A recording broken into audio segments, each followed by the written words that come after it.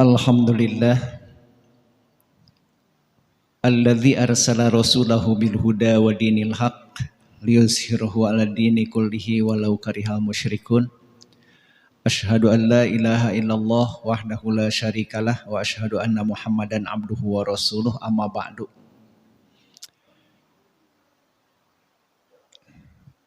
Para ibu calon-calon ahli surga yang sama-sama mengharap ridho Allah dan magfirah dari Allah Subhanahu wa taala.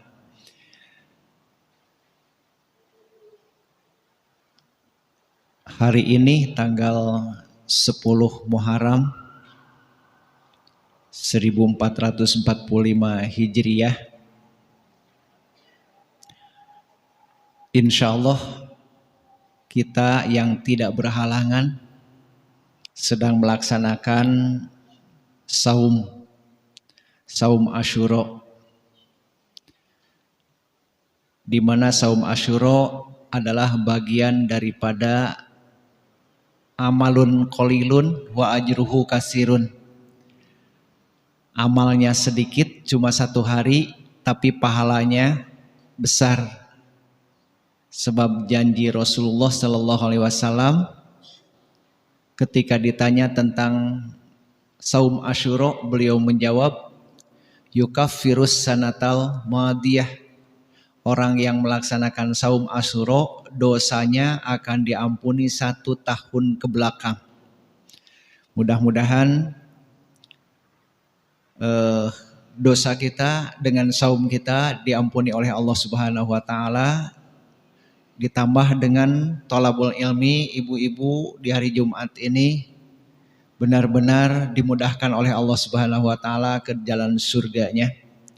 Wafat, mohon kepada Allah Subhanahu wa taala mudah-mudahan diwafatkan dalam husnul khotimah dan kita dikumpulkan di surganya Allah Subhanahu wa taala. Bukan hanya kita sendiri tetapi dengan keluarga, sesuai dengan surat Ar-Ra'd ayat 23. Jannatu adnin yadkhulunaha wa man sholaha min abaihim wa azwajihim wa dzurriyyatihim. Orang-orang yang soleh itu mereka akan masuk ke surga bersama orang-orang soleh dari ibu bapak mereka, kakek nenek mereka, pasangan-pasangan mereka, keturunan-keturunan mereka, dan malaikat menjemputnya dengan kalimat salamun alaikum bima sobartum. Selamat, berbahagialah karena kesabaran kalian berada di sini. Mudah-mudahan kita termasuk orang-orang yang ada dalam surat Ar-Ra'd 23-24 tersebut. Amin ya rabbal alamin. Berbicara masalah Muharram, ternyata ada sejarah tersendiri bahwa Muharram itu kalau di buah-buahan ada musim panen. Musim panen anugerah dari Allah. Sekali lagi, kalau diungkapkan, dianalogikan ke dalam buah-buahan, maka Muharram itu adalah musim panennya anugerah Allah Subhanahu wa taala untuk umat manusia. Jadi kan duren juga ada musimnya ya Bu ya. Musimnya itu bulan Maret April. Kalau di luar bulan Maret April duren mahal. Mangga juga ada musimnya, rambutan ada musimnya, dukuh ada musimnya. Ternyata kalau kita baca sejarah ada musim anugerah besar yang luar biasa Allah berikan kepada umat manusia. Berdasarkan sejarah. Salah satunya yang saya tuliskan dalam awal makalah, Syekh Nawawi Al-Bantani pun mencatat hampir sama dengan ini. Beliau mencatatnya hanya 10 poin, tetapi dalam satu kitab yang berjudul Al-Hikmah Al-Balighah fi Hutabish Syuhur, karyanya Abdullah bin Husain Al-Mahdub, halaman 11, beliau merinci ada 18 ada 18 anugerah Allah yang jelas sengaja diturunkan kepada para nabinya, kepada rasulnya di bulan Muharram. Tentunya berbentuk mukjizat atau memang benar-benar anugerah. Dan kata Syekh Abdullah bin Husain Al-Mahdub mengatakan itu tidak tertutup dan tidak menutup kemungkinan juga menimpa atau diberikan kepada kita. Jadi maksudnya bulan Muharram itu bulan solusi bagi orang mukmin, solusi bagi orang yang mengharap ridho Allah Subhanahu wa taala. Ketika dia mendapatkan kesulitan, maka dianugerahkan solusinya, jalan keluarnya. Kita lihat salah satunya, Allah menciptakan Adam. Ini luar biasa. Kenapa Allah menciptakan Nabi Adam di bulan Muharram? Jadi bukan satu kebetulan, tapi memang benar-benar Allah merencanakan harus di bulan Muharram gitu. Sampai dengan poin 6 ini hubungannya dengan Nabi Adam alaihissalam. Malaikat bersujud kepada Nabi Adam. Allah meniupkan ruhnya pada Nabi Adam alaihissalam. Allah menempatkan Adam di surga. Malaikat sujud pada Adam. Adam alaihissalam diuji. Sampai 6 Allah menerima taubatnya Nabi Adam pun di bulan Muharram. Dan ini dalam catatan sejarah disebutkan bukan pada Muharram yang sama. Bukan pada Muharram yang sama. Ya, Allah menguji Nabi Adam tentu bukan pada satu bulan yang bersamaan. Sampai Nabi Adam juga diturunkan ke bumi kan Bu ya. Beliau berdoa kepada Allah karena satu kesalahan, melanggar aturan Allah, yaitu mendekati dan memakan buah khuldi untuk istrinya. Sampai Nabi Adam diturunkan ke bumi. Saatnya engkau diturunkan ke bumi karena melanggar satu aturan Allah. Maka Nabi Adam bertahun-tahun aprak-aprakan di muka bumi. Karena Nabi Adam itu tinggi, tidak perlu perahu. Tingginya Nabi Adam itu 70 hasta. 70 hasta teh berarti 35 meteran.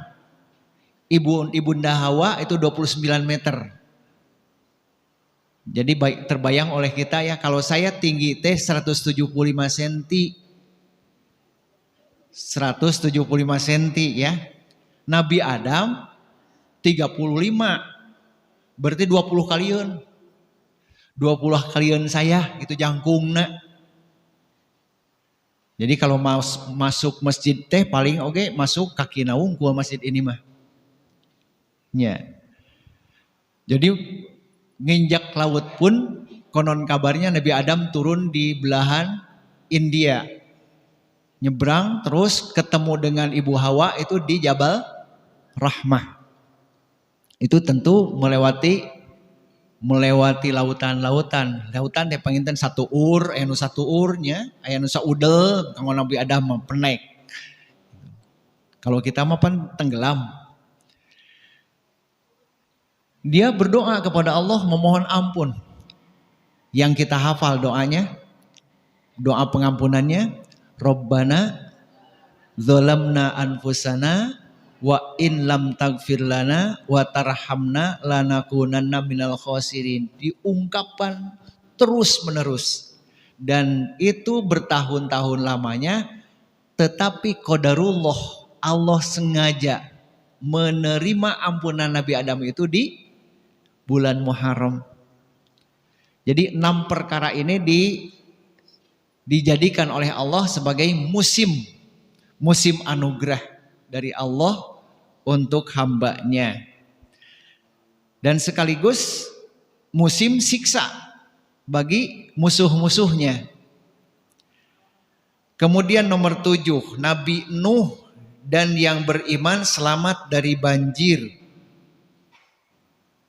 banjir Nabi Nuh itu sampai tidak ada manusia tersisa. Nabi Adam punya putra 41, kembar 20 kali, setiap lahir satu pria, satu wanita. Yang paling pertama adalah Qabil dan Ikrimah, yang kedua Habil dan Labuda. Terus laki perempuan sampai 20 kali. Berarti putranya 40. Dan yang terakhir tunggal, yaitu Nabi Sis alaihi salam. Jadi tunggal dia, dan wafat sebelum menikah karena tidak ada jodoh sih. Padahal bisa jadi kan anak kakaknya waktu itu mapan boleh menikah dengan kakak beradik. Ya, cuma yang tidak boleh itu menikah dengan sekembarannya. Ibu-ibu yang dimuliakan Allah Subhanahu wa taala, terus punya anak Nabi Adam tuh sampai kepada Rasul yang kedua, itu jaraknya cukup lama, yaitu Nabi Idris alaihissalam. Kemudian Nabi Nuh itu turunan yang ketujuh dari Nabi Adam. Nabi Adam punya anak sampai ketujuh turunan, itu baru kena ke Nabi Nuh alaihissalam. Itu menurut sejarah. Berarti anak manusia sudah banyak. Tetapi pada saat itu mulailah umat manusia ingkar kepada Allah, ingkar kepada kerasulan Nabi Nuh, sehingga sampai Nabi Nuh sendiri punya anak 4. Yang pertama namanya Ham, Sam, dan Yafis, ditambah dengan Kan'an yang keempat. Ketiga-tiganya Sam, Ham, dan Yafis itu soleh. Tapi anak yang satu yang bernama Kan'an nantang, bahkan menganggap gila kepada Nabi Nuh alaihissalam. Dalam keadaan seperti itu Nabi Nuh alaihissalam sudah berdakwah. Di dalam surat Nuh kita temukan, ya Allah, saya sudah berdakwah kepada kaumku. Rabbi da'autu qaumi lailan wa naharon. Ya Allah, saya sudah berdakwah kepada kaumku itu siang dan malam selama 950 tahun. Itu dalam Al-Quran. Nabi Nuh itu berdakwah sampai 950 tahun, tapi hasilnya bahkan semua membangkang, kecuali konon kabarnya hanya 13 orang. Ada yang mengatakan 50 orang, ada yang menyatakan 13 orang.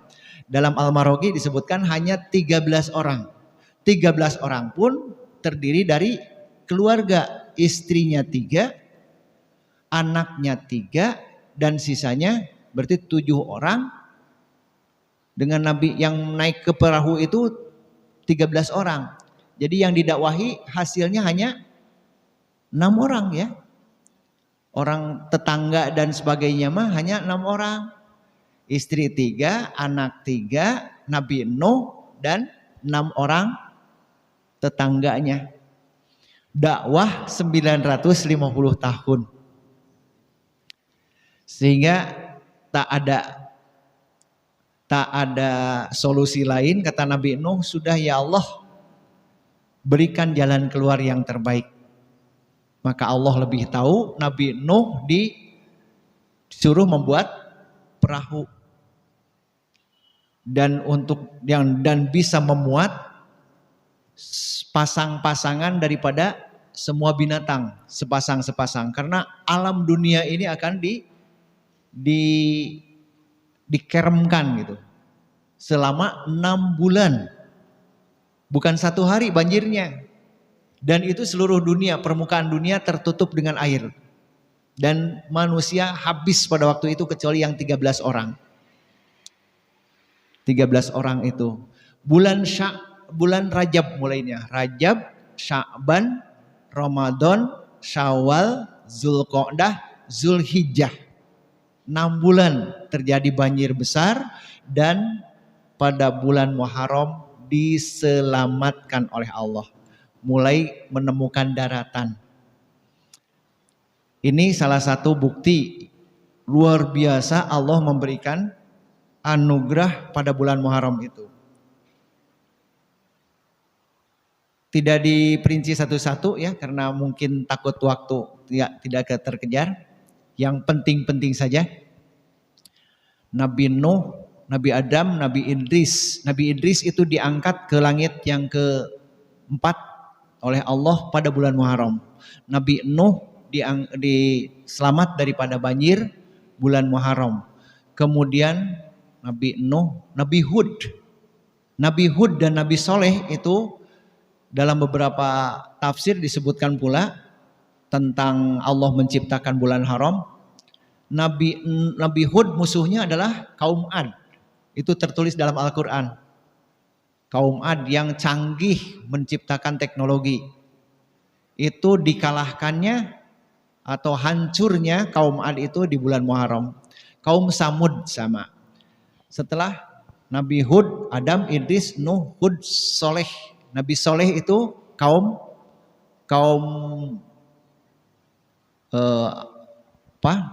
Samud ya. Nabi Soleh kaum Samud, Nabi Hud kaum Ad. Nabi Ibrahim dan Lut itu juga hancurnya negeri Sodom di bulan Muharram. Nabi Ibrahim selamat dari apinya Namrud itu di bulan Muharram. Nabi Musa selamat dari kejaran Fir'aun, dan Fir'aun pada hari itu juga tenggelam di Laut Merah itu pada bulan Muharram. Bahkan tanggalnya disebutkan yaitu tanggal 10 Muharram. Tanggal 10 Muharram sampai Bani Israel umatnya Nabi Musa itu disyariatkan untuk melaksanakan saum. Sejak itu sampai dengan periode Nabi Muhammad SAW diwajibkan saum tanggal 10 Muharram itu yang disebut dengan saum Asyura. Setelah ada kewajiban saum Ramadan, maka saum Asyura menjadi sunnah. Jadi makanya Nabi mengatakan sebaik-baiknya saum setelah Ramadan adalah saum kalian yang kalian sebut dengan saum Muharram tanggal 10. Adapun tanggal 9-nya, kenapa tanggal 9 terjadi saum? Itu Nabi mendapat informasi dari sahabat, ya Rasulullah, kami pun ketika jadi orang Yahudi mengagungkan hari itu tanggal 10 Muharram. Dan kita saum pada waktu itu. Maka Nabi mengatakan, ana ahaqqu bi Musa. Saya lebih berhak atas kenabian Nabi Musa, dan kalau kami untuk menyelisihi kaum Yahudi tersebut, kalau kita hidup di tahun yang akan datang, kita akan saum tanggal 9-nya. Jadi mana yang lebih penting, saum tanggal 10 atau 9? 10-nya ya. Jadi 9-nya mah sebagai pembeda antara Yahudi dengan Islam. Itu Nabi Musa. Jadi tanggal 10 itu selamatnya Nabi Musa dan keremnya Fir'aun. Kemudian ada juga yang Nabi Yakub dengan Nabi Yusuf. Itu qadarullah, dan ini memang bukan kebetulan. Allah Subhanahu wa taala menjadikan Nabi Yakub bisa melihat setelah bertahun-tahun tidak melihat. Karena nangis terus anak kesayangannya Yusuf dibully lah istilahnya ya. Kalau sekarang mah dibully oleh kakak-kakaknya, disebutkan bahwa Nabi Yusuf dimakan serigala.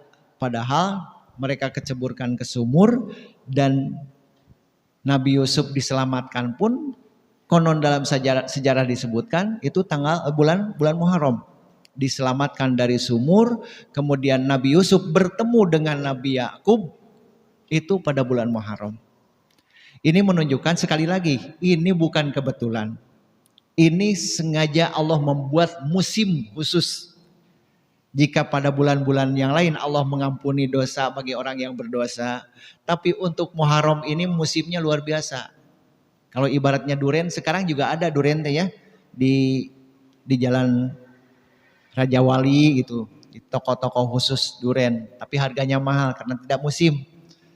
Tapi khusus kalau mau duren murah, maka harus di bulan Maret dan April, semacam itu. Nah, yang saya maksudkan di sini adalah jika kita punya persoalan, punya masalah besar, setidak-tidaknya kalau kita berpasrah diri kepada Allah, bersabar diri kepada Allah, tunggu sampai bulan Muharram. Insya Allah di bulan Muharram itu Allah akan memberikan jalan keluarnya. Kalau tidak Muharram ini, ya Muharram depan. Karena Nabi Adam pun berdoa kepada Allah meminta ampun itu tahun ini tidak dikabulkan, tahun ini tidak dikabulkan. Ternyata pada waktunya Allah Subhanahu wa taala mengabulkannya, menerima taubatnya Nabi Adam, dan Nabi Adam bertemu dengan Ibunda Hawa. Jadi ini yang dimaksud dengan sabar juga ya. Sabar itu modal utama. Sabar dalam pengertian sanggup siap menunggu waktu. Jadi bulan Muharram ini tidak selesai, insya Allah bulan Muharram yang akan datang. Jadi sehingga kita menjadi benar-benar orang yang tidak pernah putus asa. Tapi yang jelas Muharram itu bulan yang luar biasa dianugerahkan kepada hamba-hambanya yang untuk solusi masalah-masalah yang bahkan yang tidak masuk akal. Nah, para ulama kemudian memberikan penjelasan lagi bagaimana supaya kita termasuk orang yang dilindungi Allah itu benar-benar dianugerahi solusi oleh Allah Subhanahu wa taala. Ini kaitannya dengan surat Al-Ahzab, surat 33 ayat 70 dan ayat 71. Jadi kenapa dari poin nomor 1 sampai nomor 18 diberikan solusi oleh Allah Subhanahu wa taala yang di luar jangkauan akal manusia, seperti Nabi Ibrahim tahan dengan apinya Raja Namrud, Nabi Musa selamat dari Fir'aun. Ternyata kata para ulama kuncinya adalah di surat Al-Ahzab ayat 70-71. Dan sekaligus memberi kabar gembira kepada kita bahwa bukan hanya para nabi, kita pun punya peluang untuk mendapatkan itu. A'udzubillahi minasyaitonirrajim. Ya ayyuhalladzina amanu, wahai orang-orang yang beriman. Ini yang dipanggil adalah kita, orang yang beriman insyaallah. Ittaqullaha, bertakwalah kalian kepada Allah, wa qulu qaulan sadidan, dan berbicaralah, berkatalah dengan perkataan yang benar. Jadi kelakuan dan perkataan kita itu ada yang benar, ada yang indah, ada yang baik. Kalau yang benar itu adalah perkataan dan perbuatan yang sesuai dengan aturan. Baik dirasakannya pahit ataupun manis, itu benar. Jadi kata-kata Anda tidak benar karena melanggar aturan, biasanya seperti itu. Anda benar karena sesuai dengan aturan. Benar dan salah itu ukurannya adalah aturan undang-undang. Kalau dalam Islam berarti aturannya itu Al-Quran dan Sunnah Rasul. Jika Anda dalam kelakuan ibadah pengabdian kepada Allah itu sesuai dengan Al-Quran dan Sunnah Rasul, dipastikan Anda akan menjadi orang yang benar. Nah ini kunci utama. Jadi benar salah itu ukurannya adalah aturan. Pahit dan manis itu bukan urusan. Kadang-kadang sampaikanlah yang hak walaupun pahit, kan gitu. Qulil haqqa walau kana murron. Sampaikan hak itu walaupun rasanya pahit. Itu yang dilakukan oleh mereka-mereka seperti Nabi Musa kepada Fir'aun. Padahal kalau menurut hawa nafsu Nabi Musa sudahlah taat saja, tunduk kepada Fir'aun gitu ya. Karena dia sudah dijadikan anak angkat oleh istrinya Fir'aun. Fir'aun pun sayang kepada Musa. Kalau seandainya Musa mengikuti kemauannya Fir'aun mah sudah akan jadi raja. Tapi tidak. Karena ingin benar, maka Nabi Musa diutus oleh Allah menjadi orang yang malah bertentangan dengan kehendak Fir'aun. Fir'aun mengaku raja Tuhan, kata Musa bukan Tuhan itu bukan Fir'aun, maka Fir'aun marah. Jadi ini benar. Benar itu harus sesuai dengan aturan, bukan sesuai dengan kemauan. Baik kemauan kita ataupun kemauan orang lain. Kalau baik dan buruk itu sesuai dengan selera. Ya, baik dan buruk itu ukurannya adalah selera. Rasa, ini baik, menurut perasaan saya ini baik, ini bagus gitu ya. Kalau baik dan buruk beda, benar dan salah, baik dan buruk. Kalau buruk itu rasa biasanya atau dengan ukuran-ukuran kesehatan. Ini menyehatkan, itu baik. Kalau tidak menyehatkan, itu buruk gitu. Jadi indah dan tidak indah diukurnya oleh perasaan. Benar dan salah ukurnya oleh aturan. Kadang-kadang kita atau manusia banyak yang mengukur benar dan salah itu dengan perasaan. Itu salah gitu ya. Rarasaan maleres daya teh. Nah itu tuh kayak ngerasaan. Ada enggak dalilnya kalau dalam agama mah? 3 rakaat saja sudah bagus, apalagi 4 rakaat perasaan masai. Nah itu kan, itu perasaan. Ngukur benar dengan perasaan. Gitu. Makanya Nabi juga mengingatkan kepada kita, Inni taroktu fikum amroini. Aku tinggalkan buat kalian itu 2 pegangan. Lan tadillu abadan ma intamasaktum bihima. Kalian tidak akan tersesat selama kalian berpegang teguh kepada yang 2 itu. Apa itu? Kitab Allah wa sunnata rasulih. Kitab Allah dan sunnah rasulnya. Nah itu salah satu, jangan mengukur benar dan salah dengan perasaan, tapi ukurlah benar dan salah itu dengan dalil dan ketentuan. Contoh lain dalam salam, ini ada di zaman nabinya ya. Ada sahabat yang diungkapi kalimat salam. Assalamualaikum warahmatullahi wabarakatuh waridwanuh wa magfiratuh.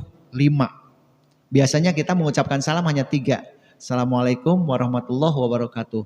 Semoga keselamatan dilimpahkan kepada Anda, rahmat Allah dilimpahkan kepada Anda, dan barokah Allah dilimpahkan kepada Anda. Cukup 3. Kemudian ada sahabat yang mengucapkan salam dengan 5. Semoga keselamatan dilimpahkan kepada Anda, rahmat Allah dilimpahkan kepada Anda, barokah Allah dilimpahkan kepada Anda, tambah 2. Waridwanuh, keridhaan Allah dilimpahkan kepada Anda, dan yang kelimanya wa magfiratuh, magfirah Allah semoga dilimpahkan kepada Anda. Nah, maka Ibnu Abbas beliau lari kepada Rasulullah karena kenapa tidak diajarkan oleh Rasul kepada para sahabatnya di masjid gitu. Datang kepada Rasul, ya Rasulullah, apakah engkau telah mengajarkan tata salam yang lebih baik daripada yang sudah kita pelajari? Kata Nabi, apa gitu? Yang 5 tadi diucapkan. Maka Nabi mengatakan, kafa biqaulihi ma hadza laka adzabun. Ucapan yang 2 itu bisa menjadi siksa dosa buatmu. Jadi rasa mah benernya langkung saya langkung lengkap, tapi ternyata sabda Nabi itu cukup akan menjadi dosa. Ini pentingnya mengukur benar dan salah itu dengan dalil dan kaidah. Sama dengan aturan kita juga, ibu menyuruh anak memberi uang 5.000 rupiah kepada anak. Nak, tolong beliin cabai rawit 2.000-an. Tuh. Kade angsulana nanya gitu. Terus budak teh nyanyahuanan 2.000 we bagus. Kamu mau 5.000-an. Asana masih mamah teh peryogian koneng, cikur, orang meser we koneng jeung cikur gitu. Menurut anak ya lebih bagus karena kreatif gitu. Tapi ibu senang nggak dengan itu? Pi orang meser 2.000 cengek kungkul. Ya kalau kan meser cikur, meser surawung. Memang bandingnya mal goang gitu. Nah, padahal ibu pan maksudnya mau minang lauk emas gitu. Nah ini pan nyanyahuanan teh. Nah demikian pula kita beribadah itu seperti itu. Jadi kembali lagi, waqulu qaulan sadida. Berkatalah dengan perkataan yang benar. Benar itu adalah apa yang diucapkan, apa yang diperbuat sesuai dengan aturan. Masalah pahit ataupun manis itu urusan belakangan. Pokoknya mas saya mengatakan yang sebenarnya gitu. Sadidan namanya. Beda sadidan dengan syadidan ya Bu ya. Kalau sadidan itu benar. Kalau syadidan keras. Jadi kau jangan bacanya qaulan syadidan. Berbicaralah dengan berbicara yang keras. Salah kan ya. Jadi waqulu qaulan sadidan.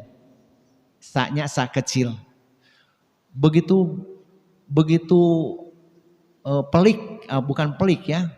Sangat pengaruh. Baca sin kecil dan sin besar. Beda dengan kita ya. Kita mau menyebut apa ya? Mau ke pasar, tetap pasar we maksudnya teh pasar oke. Mau ke pasar atau mau ke pasar atau mau ke pasar. Sama di kita mah. Tapi bahasa Al-Qur'an, bahasa Arab beda. Jadi sadidan itu benar, syadidan keras. Sururi dan syururi itu beda. Ini tolong barangkali bagi yang suka memakai tahmid dengan innal hamdalillah wa na'udzubillahi min syururi, sya-nya besar. Min syururi. Syururi itu dari syarrun, min syarri artinya jahat, keburukan. Min syarri ma khalaq dari keburukan apa yang diciptakan. Keburukan atau kejahatan. Kalau Sari itu gembira. Jauh ya? Sari itu gembira. Ketika orang bertanya, kaifa haluk, apa kabar? Bagaimana keadaanmu? Jawabannya itu bi khairin wasurur. Pakai sa, surur. Jangan wasyurur loh. Surur itu dalam keadaan baik dan sedang gembira. Surur. Jadi jangan min sururi anfusina tapi harus min syururi anfusina. Syak besar. Syak besar dan syak kecil itu beda pisan. Qaulan sadidan. Nah, dengan perkataan yang benar sesuai dengan aturan dan perbuatan yang benar, yuslih lakum a'malakum. Allah akan memperbaiki a'malakum, amal-amal kita. Jadi kalau kita mau bicara benar, Allah akan memperbaiki. Aya dalilna teu contohna teh kitunya cerewet dalam masalah dalil. Ieu teh 2 rakaat, aya dalilna teu. Salam teh harus pakai waridwanahu wa magfiratuh, aya dalilna teu, aya keteranganana teu. Nah, itu penting bagi kita. Karena aturan satu kata berubah itu cukup menjadi salah. Contoh lain, Nabi pernah mengajarkan tentang doa tidur ya. Wa nabiyyikal ladzi arsalta, itu doa yang Allahumma aslamtu nafsi ilaika dan seterusnya. Di ujungnya itu wa nabiyyikal ladzi arsalta. Sahabat bertanya, wahai Rasulullah, bolehkah kalau saya menyebutnya supaya berpuisi, wa rasulikal ladzi arsalta, dan rasulmu yang kau utus. Rasul itu lebih hebat daripada nabi. Dia usul kepada nabi. Bagaimana kalau saya membacanya itu wa rasulikal ladzi arsalta, dan rasulmu yang telah engkau utus. Kata Nabi, jangan. Wa nabiyyikal ladzi arsalta, dan nabi yang kau utus. Jadi nabi dan rasul saja sudah tidak boleh dirubah. Jadi mari kita biasakan Hubungannya dengan urusan negara juga sama. Ada undang-undangnya nggak? Ada aturannya nggak? Main di koperasi, ada undang-undangnya di koperasi tentang ini. Pinjam sampai 5 bulan. Kan koperasi biasanya 3 bulan ya. Tapi ada lagi aturan-aturan yang 5 bulan. Boleh sampai 5 bulan. Gitu. Nah, kalau melanggar berarti itu namanya bukan qaulan sadidan, melanggar aturan. Yang aturannya harus 3 bulan cicilan teh, ya kalakah 5 bulan. Apalagi yang 10 bulan. Kumaha atuh da teu gedua artos. Nah, kan kalau bank mah kena denda yang gitu teh. Bunga tetap kena, terus cicilan tidak selesai gitu. Nah, itu karena tidak sesuai dengan aturan. Termasuk pinjam meminjam.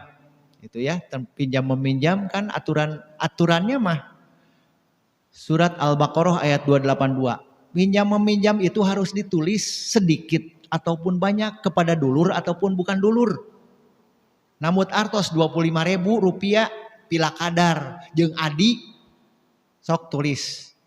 Walaupun hanya sekotret gitu. Terima pinjaman uang sebanyak 25.000 dari Cece. Akan dikembalikan tanggal sekian. Beres. Tanda tangan. Pada saat nagih pan enak, tah janji anjeun rek mayar tanggal sakieu. Ayeuna mana? Itu Quran. Al-Baqarah 282.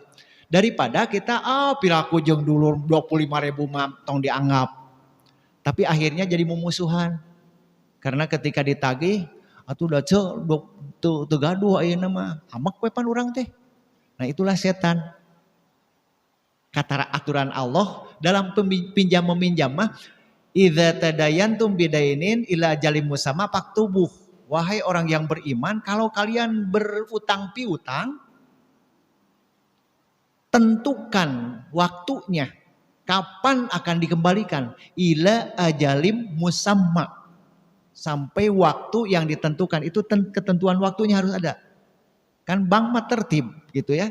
Kalau kita akan membayar setiap tanggal 10 ya 10. Lebih dari tanggal 10 kena denda, bayar. Nah, udah melanggar aturan.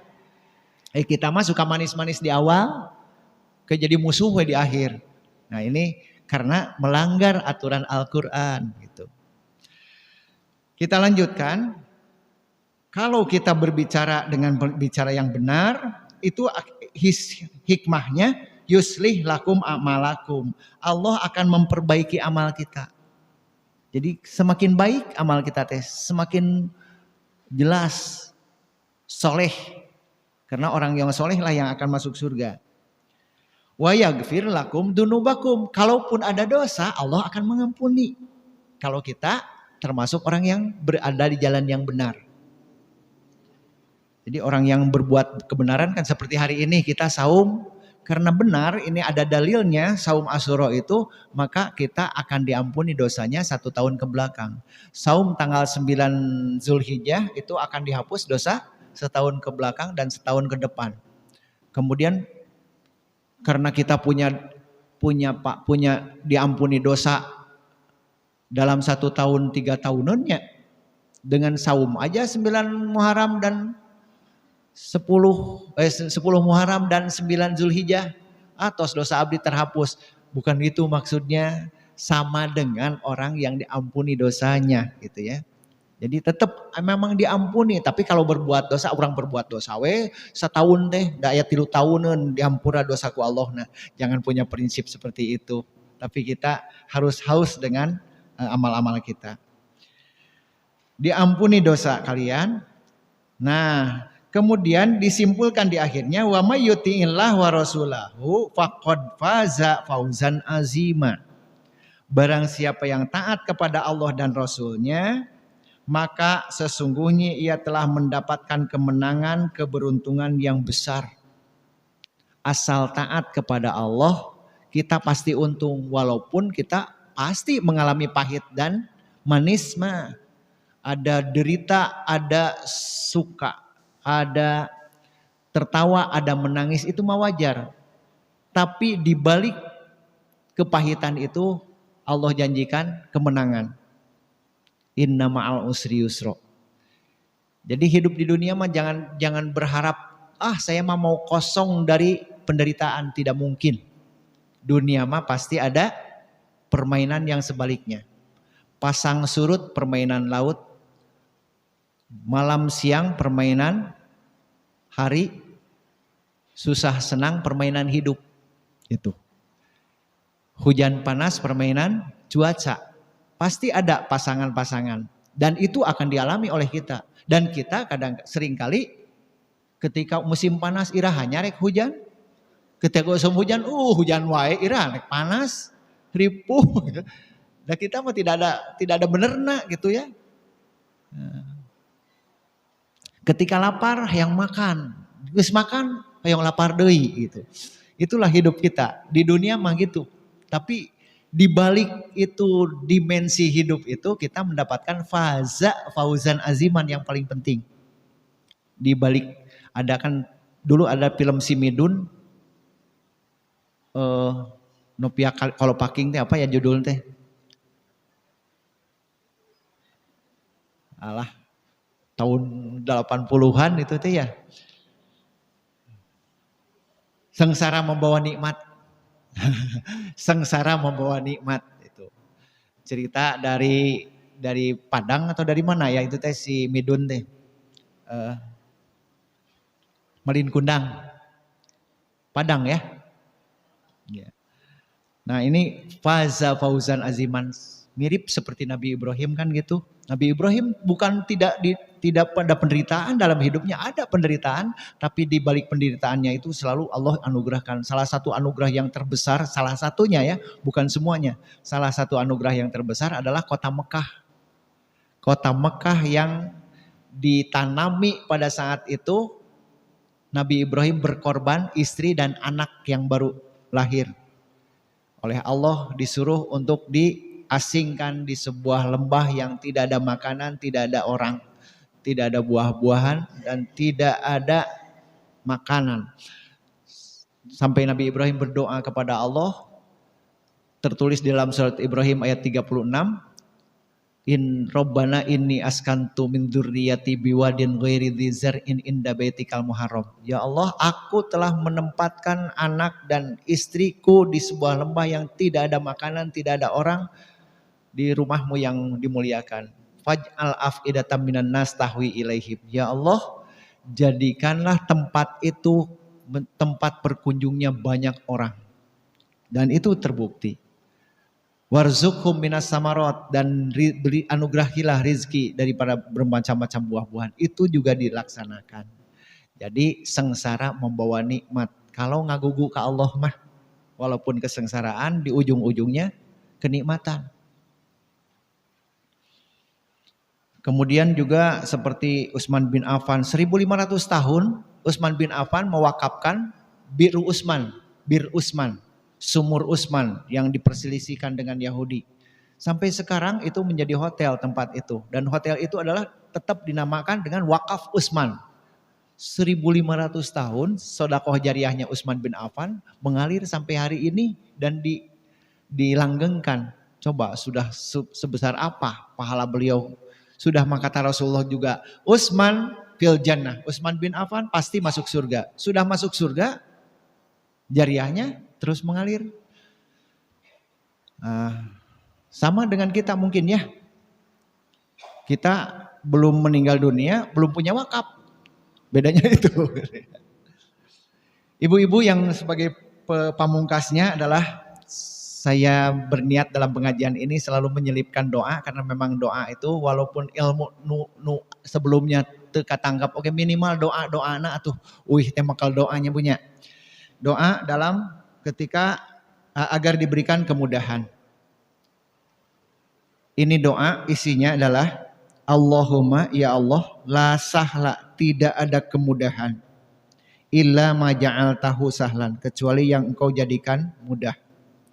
Wa anta taj'alul huzna, dan engkau menjadikan kesulitan atau kesedihan idza syi'ta sahlan, apabila engkau berkehendak pasti akan menjadi mudah.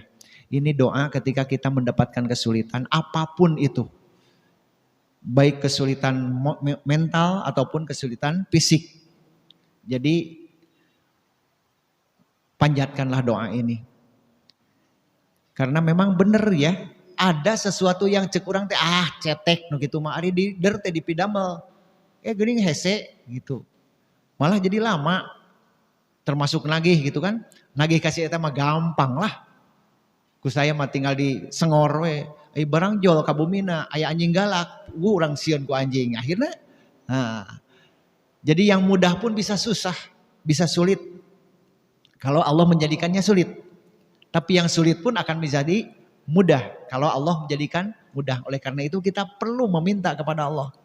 Ketika kita mendapatkan kesulitan, segera panggil nama Allah.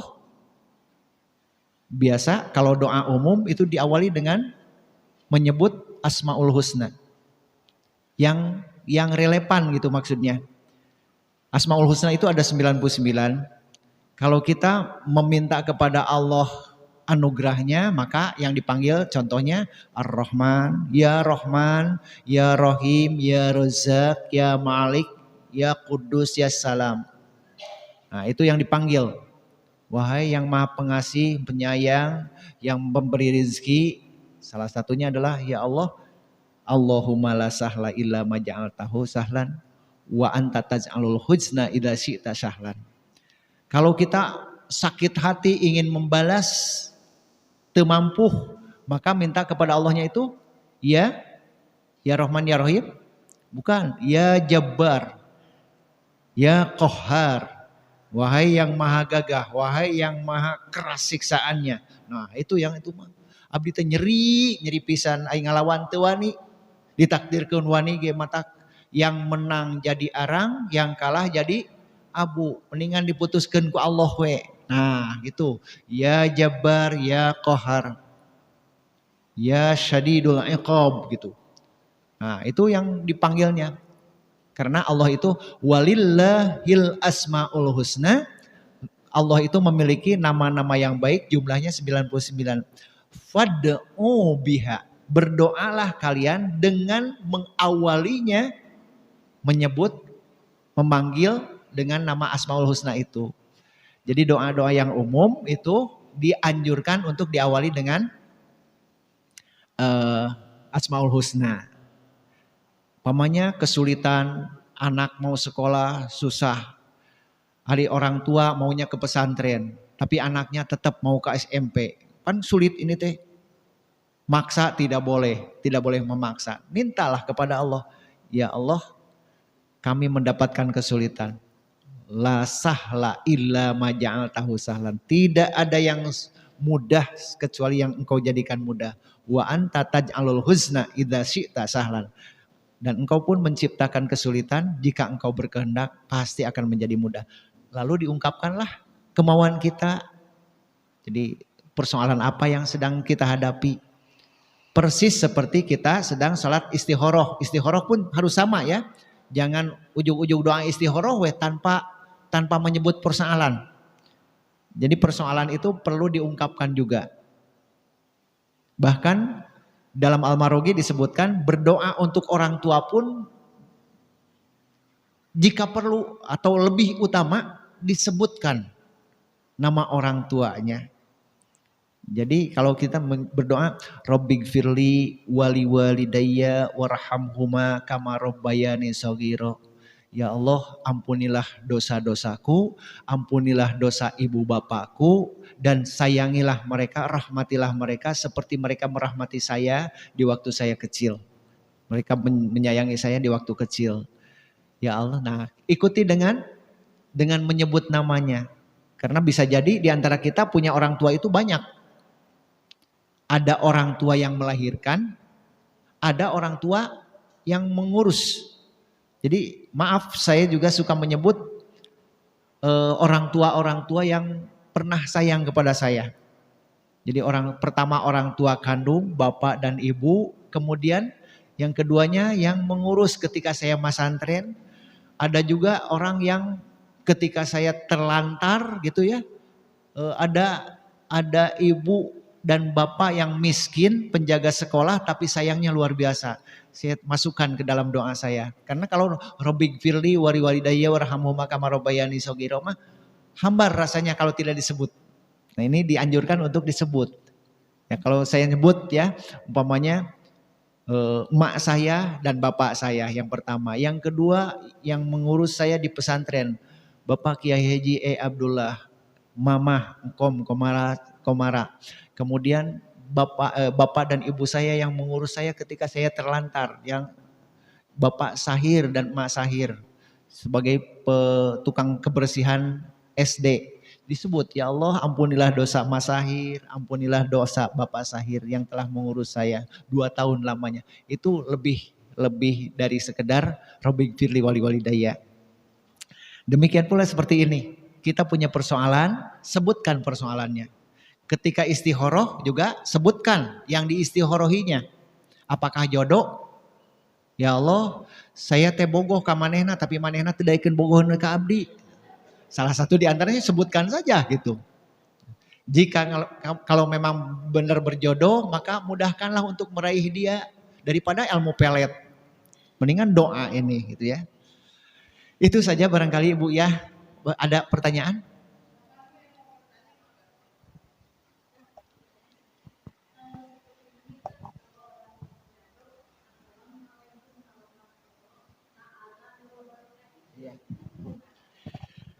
Tambahan ta'ala, salam itu kan Nabi mengajarkan, salam itu assalamualaikum pertama, yang kedua assalamualaikum warahmatullah, yang ketiga assalamualaikum warahmatullahi wabarakatuh. Untuk menjawabnya juga hanya 3. Ketika orang mengucapkan assalamualaikum, kita harus membalasnya dengan yang lebih baik atau yang sepadan. Assalamualaikum, waalaikumsalam, boleh. Tapi yang terbaik adalah waalaikumsalam warahmatullah. Kalau dari sananya assalamualaikum warahmatullah, kita jawab dengan waalaikumsalam warahmatullahi wabarakatuh. Kemudian ditambahi dengan ta'ala. Apakah boleh? Kalau modalnya mah tidak ada ta'alaan ya. Salam itu tidak ada ta'alanya. Tapi sebagian orang menganggap bahwa itu adalah menghormati, memuliakan. Karena ta'ala itu warahmatullahi ta'ala. Dan rahmat Allah yang maha tinggi. Apa salahnya? Itu sebagian mengatakan seperti itu. Tapi kalau modalnya itu tidak ada, sekali lagi modalnya tidak ada. Jadi kalau punya ijtihad ke arah sana silahkan, tapi kalau lebih amannya tidak. Tidak pakai ta'ala gitu ya. Seperti subhanarabbiyal a'la dan subhanarabbiyal azim juga ketika sholat itu modalnya sampai azim dan a'la saja tanpa wabihamdi. Tapi tidak boleh dibaca begini. Subhanarabbiyal azim tanpa wabihamdi, tidak boleh. Ya. Jadi bacaannya subhanarabbiyal azim, tapi ada yang beranggapan bahwa semua subhanarabbiyal azim itu dalam hadis ada yang mengatakan wabihamdi. Wabihamdi itu dan memujinya, artinya bukan rangkaian doa gitu ya. Barang siapa yang membaca subhanarabbiyal azim wa bihamdi dan memujinya, membaca hamdalah. Subhanarabbiyal azim kemudian membaca hamdalah dan memuji Allah, itu maksudnya, bukan bacaan. Itu yang kami dapatkan dalam keterangan-keterangan syarah hadis. Jadi assalamualaikum warahmatullahi taala itu tambahan orang ta'alanya. Demikian pula assalamualaikum waalaikumsalam itu juga tambahan alaikunna itu. Baik perempuan ataupun laki-laki sama saja, cukup dengan kum. Assalamualaikum ibu, kan ibu juga seperti itu. Ibu masuk ke masjid ini, yang dibaca apa? Assalamualaikum kan, tidak assalamualaikumna. Nah aslinya mah harus gitu. Kalau menurut tata bahasa Arab, assalamualaikumna satu pantasnya tirawaseun. Jadi sudah saja assalamualaikum pas nama. Hanya seorang juga assalamualaikum, laki-laki assalamualaikum, perempuan assalamualaikum. Itu yang pas. Takut ya, kita lebih baik takut salah daripada yakin benar itu. Kalau sudah ada tambahan-tambahan, jangan yakin benar karena ada tambahan tanpa dalil gitu. Mendingan gitu, tapi dengan tidak bermaksud untuk mencemoohkan dan menghina orang lain. Itu. Bangga Bu.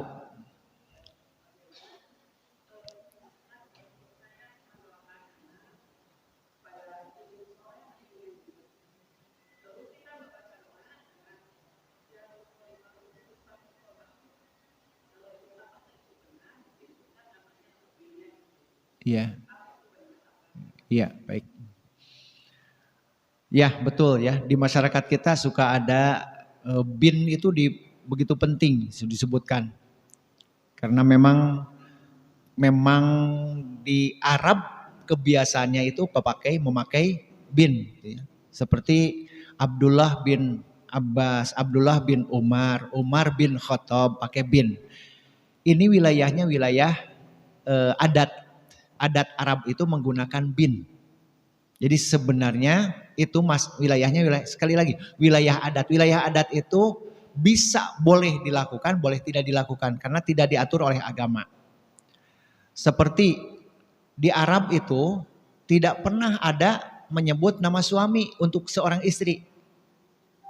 Jadi biasanya binti Fatimah bintu Muhammad, tidak pernah Fatimah zauj Ali atau nabi Fatimah Ali atau nabi Ibu Ali, itu kan Fatimah. Tapi di kita budayanya adatnya itu Ibu Syarif, Ibu Ateng, Ibu Yoyo. Bahkan kadang-kadang terang sahanami aslina si ibu eta. Terang teh nami suamina we. Di kita mah biasanya begitu, bukan dinisbahkan kepada orang tuanya tapi dinisbahkan kepada suami itu. Nah, boleh karena itu wilayahnya wilayah adat gitu. Dengan demikian kalau berdoa mau pakai bin maupun tidak pun itu sah. Tidak memakai bin juga sah. Terutama yang sodakoh ya. Yang suka sodakoh, titip sodakoh ke saya itu suka disebut binnya sampai 3 malah. Ateng Abdurrahman bin Abdullah bin Kusai bin Kilab gitu. Semacam itu. Sebenarnya tidak perlu. Jadi cukup dengan namanya saja. Bahkan tidak disebut namanya juga Ibu Yoyo. Ini dari Ibu Yoyo, sah Ibu Yoyo teh duka, terang da ibu, bukan nama ibu suamina Yoyo gitu. Nah, boleh saja seperti itu ya. Tidak akan tertukar. Atos cakapnya punya. Parantos jam 5 langkung 2. Terima kasih atas segala perhatiannya dan kita tetap sejak awal saya bertemu dengan ibu-ibu selalu kompak dan selalu penuh di Masjid Al-Haq ini.